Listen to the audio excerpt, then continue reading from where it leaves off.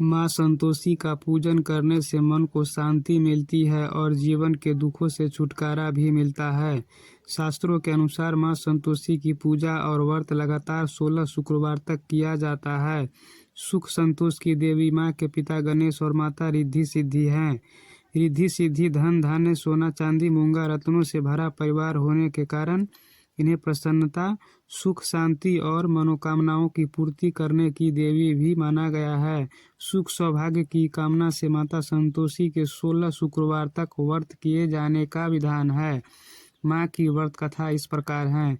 एक बुढ़िया थी, उसका एक ही पुत्र था। बुढ़िया पुत्र के विवाह के बाद बहू से घर के सारे काम करवाती, परंतु उसे ठीक से खाना नहीं देती थी। यह सब लड़का देखता पर माँ से कुछ भी नहीं कह पाता। बहू दिन भर काम में लगी रहती, उपले थापती, रोटी रसोई करती, बर्तन साफ करती, कपड़े धोती और इसी में उसका सारा समय बीत जाता। काफ़ी सोच विचार कर एक दिन लड़का माँ से बोला, माँ मैं परदेश जा रहा हूँ। माँ को बेटे की बात पसंद आ गई तथा उसे जाने की आज्ञा दे दी। इसके बाद वह अपनी पत्नी के पास जाकर बोला, मैं परदेश जा रहा हूँ, अपनी कुछ निशानी दे दे। बहू बोली, मेरे पास तो निशानी देने योग्य कुछ भी नहीं है। यह कहकर वह पति के चरणों में गिरकर रोने लगी। इससे पति के जूतों पर गोबर से सने हाथों से छाप बन गई। पुत्र के जाने बाद सास के अत्याचार बढ़ते गए। एक दिन बहू दुखी हो मंदिर चली गई। वहां उसने देखा कि बहुत सी स्त्रियां पूजा कर रही थी। उसने स्त्रियों से व्रत के बारे में जानकारी ली तो वे बोली कि हम संतोषी माता का व्रत कर रहे हूँ, इससे सभी प्रकार के कष्टों का नाश होता है।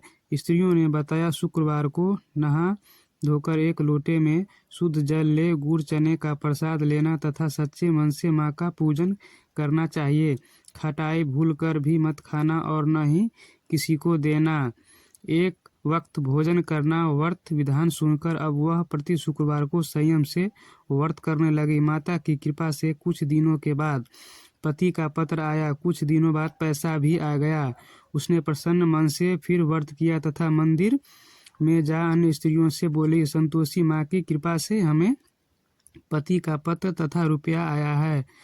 अन्य सभी स्त्रियां भी श्रद्धा से व्रत करने लगी। बहू ने कहा, हे माँ, जब मेरा पति घर आ जाएगा तो मैं तुम्हारे व्रत का उद्यापन करूंगी।